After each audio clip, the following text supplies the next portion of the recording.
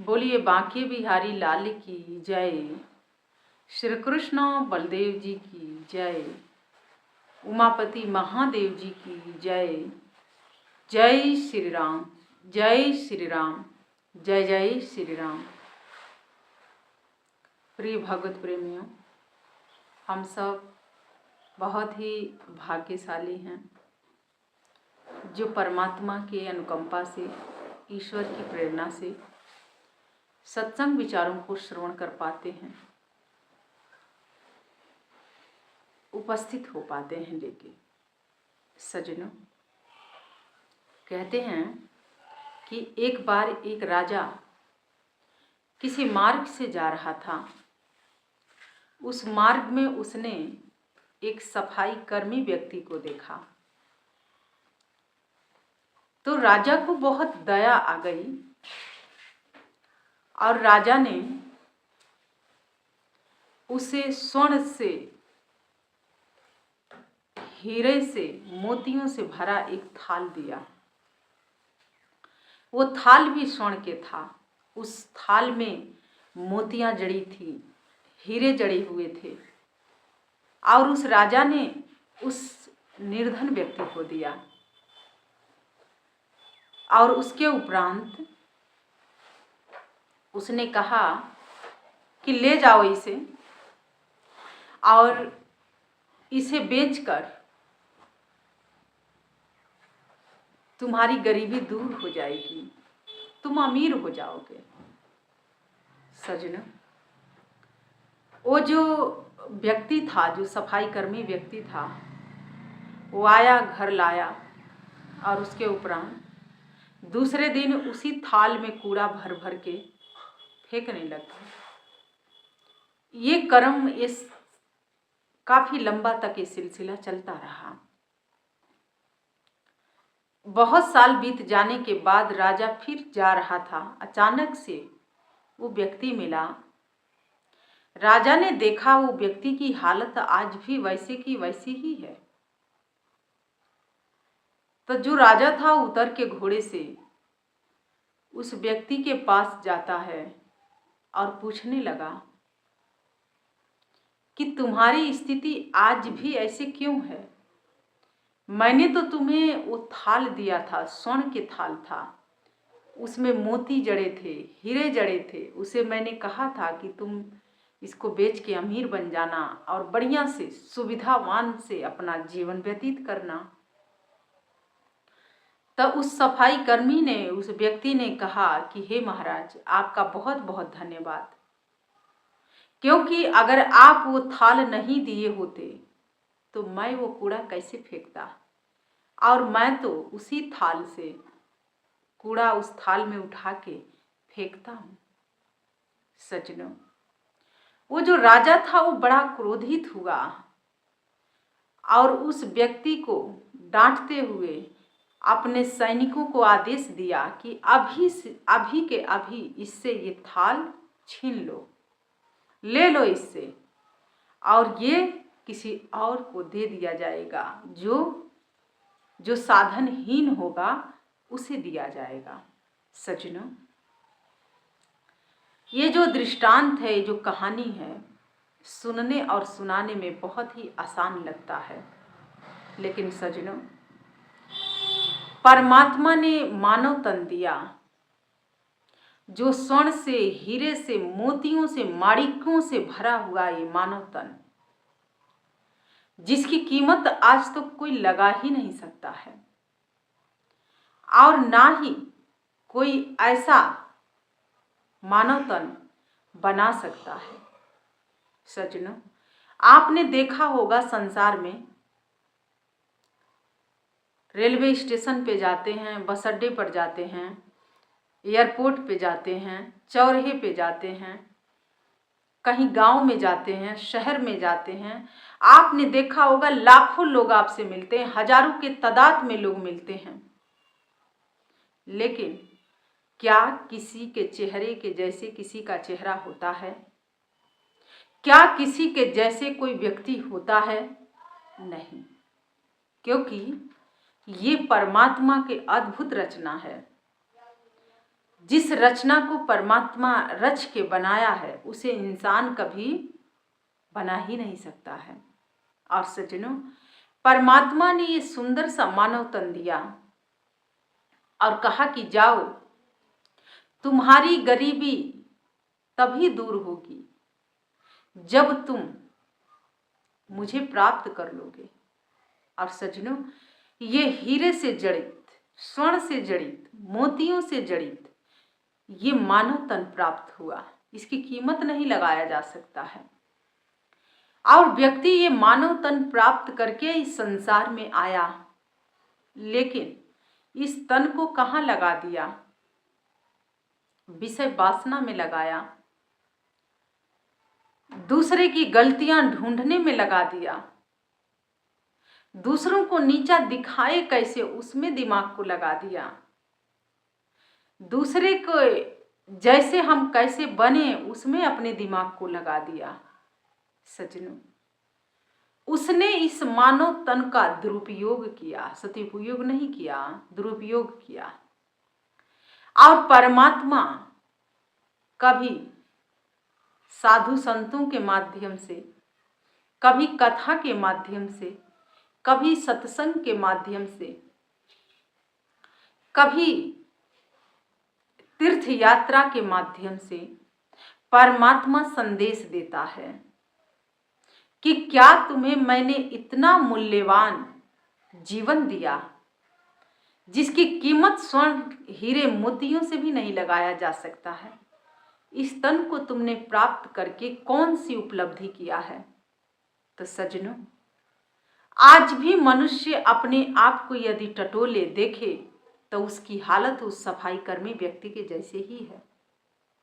जैसे उस राजा ने स्वर्ण से जड़ित वो थाल दिया, हीरे जड़ित थे, मोती जड़ित था, लेकिन उसने उस थाल को कहाँ लगाया?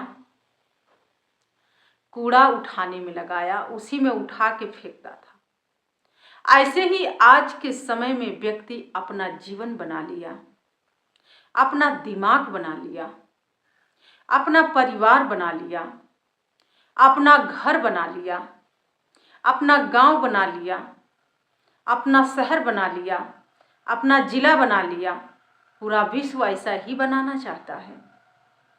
सज्जनों, आप जानते हैं आजकल मोबाइल चला है, मोबाइल पे लोग फेसबुक पे फोटो डालते हैं और दूसरे लोग देखते हैं तो ललचते हैं कि काश इनके जैसा मेरा भी जीवन होता।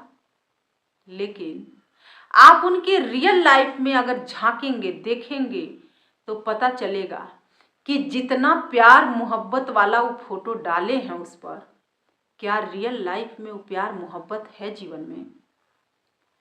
क्या जो पहने ओढ़े हैं, जो फोटो है, क्या रियल में वो लोग ऐसे रहते हैं? ये तो आपको रियल में जाके देखना पड़ेगा, तब समझ आएगा। सज्जनों, व्यक्ति काला है लेकिन मोबाइल से फिल्टर लगा हुआ है, मोबाइल के कैमरे में भी फिल्टर है। इतना सुंदर सुंदर व्यक्ति फोटो बना के डाल देता है और लोग देखते हैं तो यही सोचते हैं कि इनके फैमिली में, इनके परिवार में कितना प्रेम है। वो बनावटी मुस्कुराहट, बनावटी प्रसन्नता जो चेहरे पर जो फिल्टर के द्वारा बनाया गया है, आदमी इतना कुरूप है रियल में, लेकिन आप फोटो देखिए और लोग देखते हैं, पगला जाते हैं और कहते हैं कि अरे इनके परिवार जैसे, इनकी फैमिली जैसे तो प्रेम किसी के घर में है ही नहीं। और सज्जनों, अगर आप देख रहे हैं तो आप अपने को भी तो देखो कि आप कहाँ खड़े हो। तो सज्जनों, आज व्यक्ति ये इतना सुंदर मानव तन पाया लेकिन सब कुछ बनावटी किया। लोग बनावटी मुस्कुराते हैं, मुस्कान चेहरे पर है नहीं, जबरदस्ती करते हैं, मुस्कुराने का प्रयास करते हैं और बार बार मुस्कुराते हैं, लेकिन आंखें तो कुछ और ही आपकी बताती हैं। लोग बोलते कुछ हैं लेकिन उनका हाव भाव कुछ और दर्शाता है। सज्जनों, उनके शब्द कुछ और कहते हैं, उनके हाव भाव कुछ और आपको बताएंगे। तो आज के समय में इतना सुंदर मानव तन परमात्मा ने दिया, लेकिन देखा जाए तो हर तरीके से व्यक्ति कूड़ा ही तो उठा रहा है, कचरा ही तो उठा रहा है। सजनों, शब्द जो हैं वो भी लोगों को बनावटी बहुत अच्छे लगते हैं, लेकिन रियल में उनसे मिल के देखिए उनके शब्द कैसे हैं। तो सजनों, यही है परमात्मा फिर कथा के माध्यम से, सत्संग के माध्यम से, संतों के माध्यम से, महात्माओं के माध्यम से, तीर्थ यात्रा के माध्यम से परमात्मा समझाता है। मनुष्य नहीं समझने के लिए तैयार है, तो परमात्मा क्या करता है? आदेश देता है। किसको? अपने दूतों को। जैसे उस राजा ने आदेश दिया ना कि जाओ इसे थाली छीन लो, ऐसे ही परमात्मा कहता है कि मैंने इसे इतना मूल्यवान तन दिया, इतना सुंदर जीवन दिया, लेकिन इसने विकारों से भर लिया, कुकर्मों से अपने जीवन को भर लिया। सत्कर्मों से नहीं भरा, कुकर्मों से, पाप से अपना जीवन भर लिया, पुण्य से नहीं भरा। और इस शरीर में रोग दोष, रोग सताने लग गया। अब व्यक्ति किसको दोष देता है? ये डॉक्टर ठीक नहीं है, दूसरे डॉक्टर के पास चलते हैं। लेकिन सजनों, डॉक्टर तो बदल रहे हो, दवाइयां बदल रहे हो, क्या विचार बदला? मानसिकता बदली? आचरण बदला? सोच बदली? नहीं। तो फिर ये रोग कैसे बदलेंगे? रोग कैसे ठीक होंगे? बाबा बहुत सुंदर लिखते हैं रामचरितमानस में, कहते हैं कि सुनो तात अब मानस रोगा। परमात्मा ने तो इतना सुंदर शरीर दिया, लेकिन मनुष्य ने विकारों को इकट्ठा किया। जैसे उस सोने के थाल में कूड़ा उठा रहा था ना, ऐसे ही मनुष्य ने विकारों को इकट्ठा किया और रोगों से अपने जीवन को भर लिया। और सजनों, ये सुंदर सा मानव तन, ये सुंदर सा जीवन नष्ट होने लग गया बीमारियों के माध्यम से, रोगों के माध्यम से। परमात्मा अपने दूत को भेजता है और कहता है कि जाओ अब छीन लो, इससे किसी और को दिया जाएगा। और सजनों, यमदूत आते हैं और इस शरीर से आत्मा को निकाल ले जाते हैं, प्राण को निकाल लेते हैं। निष्प्राण यह शरीर आग में राख बन जाता है और फिर वही आत्मा जाके किसी नए शरीर को धारण करती है, किसी भी शरीर को धारण करती है, किसी भी योनि में जाती है। तो सज्जनों, कहने और समझाने का मात्र मेरा यही भाव है कि हम सबको ये नर्तन मिला, मनुष्य का तन मिला, इतना महान तन मिला, लेकिन परमात्मा की बंदगी ना करके हम लोगों ने दूसरों का आंकलन करना आरंभ किया। अपना दोष ना देख के दूसरों को दोषों को हमने देखा। अपनी बुराई को ना देख के हमने दूसरे के बुराई को देखा। सजनों, तो इस जीवन में कूड़ा करकट कचरा नहीं आएगा तो फिर क्या आएगा? कुछ आ ही नहीं सकता है। तो सजनों, इसीलिए ये जीवन मिला था परमात्मा की बंदगी करने के लिए, ईश्वर की भक्ति करने के लिए। सुनो तात अब मानस रोगा।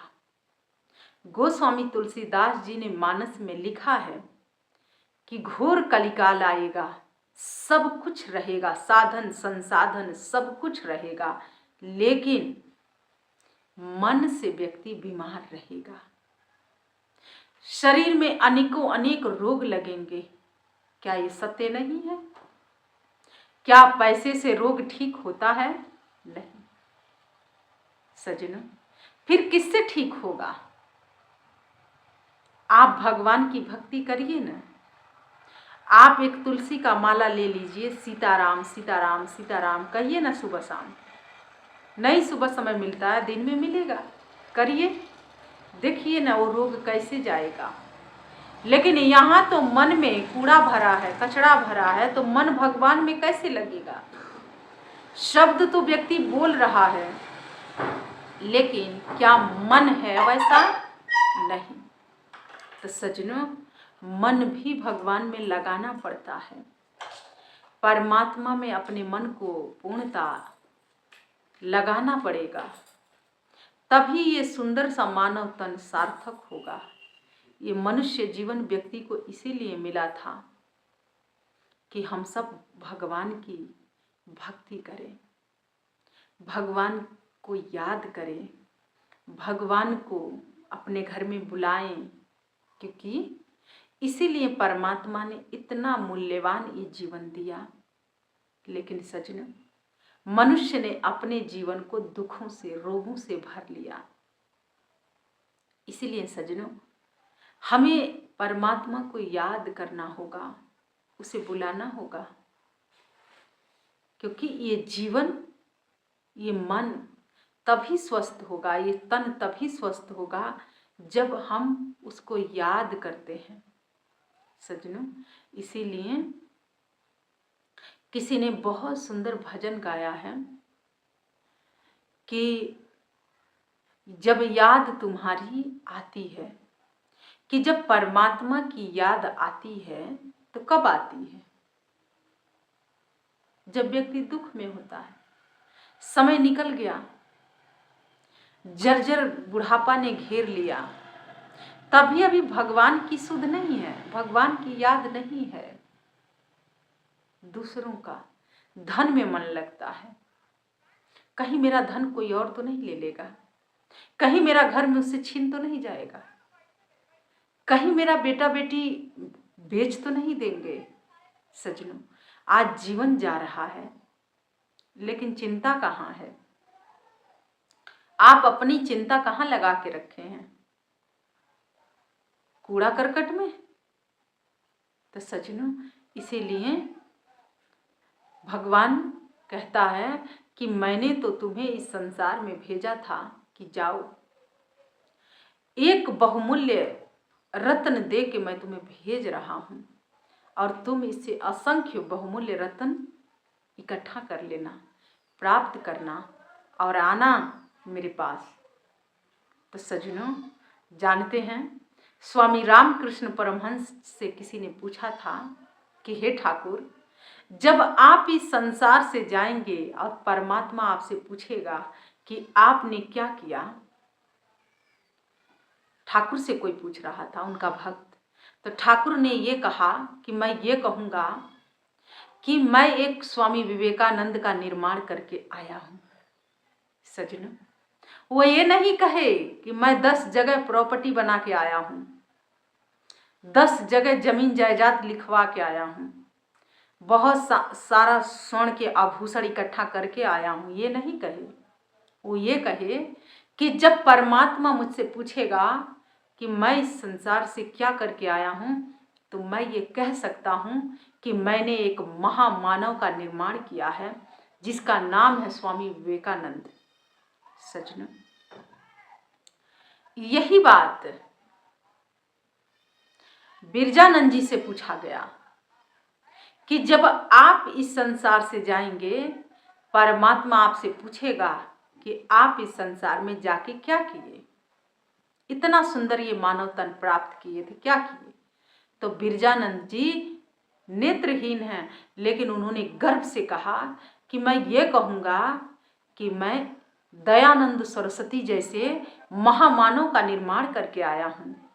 सज्जनों, ये हमारे महापुरुष ऐसे कर सकते हैं, वो भी इस संसार में मानव रूप में ही आए थे, मनुष्य बन के आए थे। हम जैसे आप जैसे व्यवहार करते हैं, हम जैसे आप जैसे वो भी बात करते हैं, लेकिन उन्होंने इस संसार में रहते हुए महामानवों का निर्माण किया। लेकिन आप तो अपने ही परिवार में महाराक्षसों का निर्माण करते हैं। न तो जिन्हें भोजन करने का ढंग है, न तो बोलने का ढंग है, न चलने का ढंग है, रात दिन लड़ाई झगड़ा लोग करते हैं आपस में। तो ऐसे लोगों को इंसान नहीं कहा जा सकता है, क्योंकि ऐसे लोगों को राक्षस कहा जा सकता है, क्योंकि वहाँ विवेक नहीं है, विवेकहीन वाले लोग रहते हैं। तो सज्जनों, आप जब जाएंगे तो आपसे भी परमात्मा पूछेगा कि आपको मैंने इस संसार में भेजा था, लेकिन आपने क्या किया।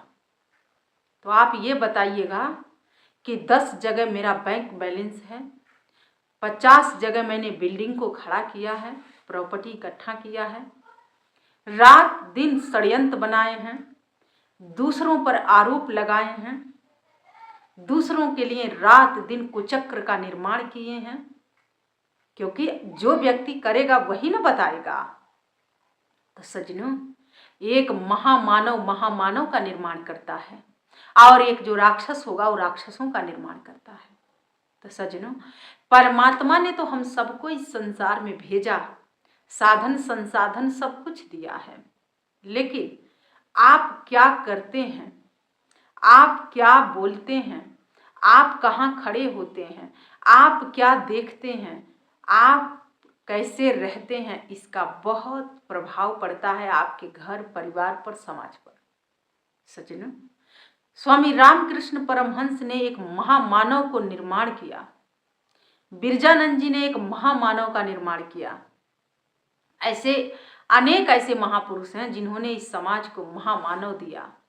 लेकिन सज्जनों, आज का समाज, आज के लोग अपने ही घर में संस्कार नहीं दे पा रहे हैं। लोग कहते हैं कि हमारे बच्चे हमारी बात नहीं मानते हैं। बड़ी शर्म की बात है, क्योंकि आप सतमार्ग पर नहीं हैं, तभी आपके बच्चे आपकी बात नहीं मानते हैं, क्योंकि उन्होंने अपने ही घर में शुरू से निंदा चुगली देखा है, षड्यंत्र बनाते हुए देखा है, सारा बुराई उसने अपने घर में देखा है। वो जानता है मेरे माता पिता गलत कर रहे हैं, हम इनकी बात क्यों माने, नहीं मानेंगे। सज्जनों, शिकायत है ये लोगों को अपनी संतान से।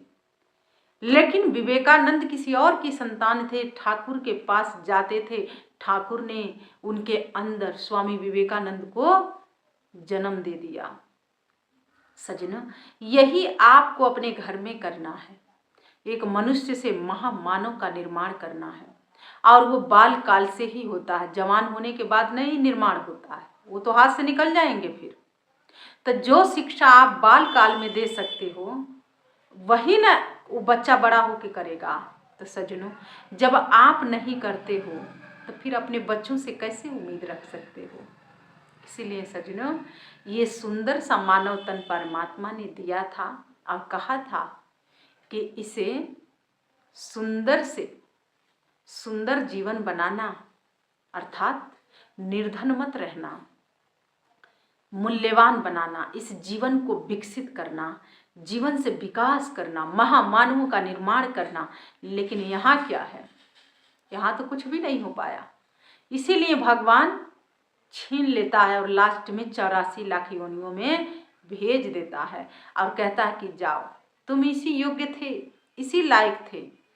बहुत से लोगों का ये प्रश्न है कि 84 लाख योनियाँ कहाँ होता है, तो मैं आज आपको स्पष्ट बता देती हूँ। आप मच्छर देखते हैं, मक्खी देखते हैं, मेढक देखते हैं, कीड़े मकोड़े देखते हैं, पक्षी देखते हैं, सांप देखते हैं, बिल्ली देखते हैं, कुत्ते देखते हैं, बैल देखते हैं, भैंस देखते हैं, गाय देखते हैं, शेर देखते हैं, चीता देखते हैं, मोर देखते हैं। हम गिनाएं तो समय बहुत काफ़ी लग जाएगा।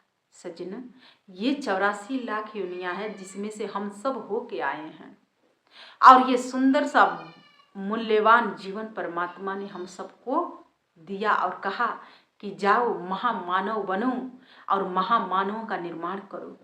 लेकिन सज्जनों, अपने दिल पर, अपनी आत्मा पर हाथ रख के पूछिएगा कि क्या जब से हम समझदार हुए हैं, क्या महामानव का निर्माण किए हैं कि नहीं।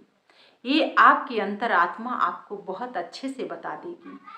तो सज्जनों, यही कुछ भाव थे जो हम आपके समक्ष लेके उपस्थित हुए थे, क्योंकि भगवान ने सबको जीवन दिया है, मानव तन दिया है, अधिकारी हैं हम सब उस परमात्मा में विलीन हो जाएं, परमात्मा स्वरूप हो जाएं, उसके जैसे हो जाएं। लेकिन हम लोग तो कुछ और ही बनने का प्रयास करते हैं। तो सज्जनों, ये बनावटी ज़्यादा समय तक नहीं टिकती है। जैसे मैंने कहा ना, फेसबुक पर जो फ़ोटो डाले हैं आप लोग, बहुत से ऐसे फ़ोटो मिलते हैं देखने के लिए, लेकिन उनके रियल लाइफ में जाके देखने पर और वो देखने पर ज़मीन आसमान के अंतर है। तो बनावटी नहीं चलेगा। बनावटी कब तक चलाएंगे? 1 2 दिन, 4 दिन, महीना दिन, साल भर, सच्चाई तो सामने आ जाएगी। तो इसीलिए सज्जनों, कहते हैं साँच को आँच नहीं लगता है। सच बनो, सच्चाई पर चलो, सच्चाई को हृदय में जगह दो, और जहाँ आप खड़े हों तो वहाँ महामानवों का निर्माण हो।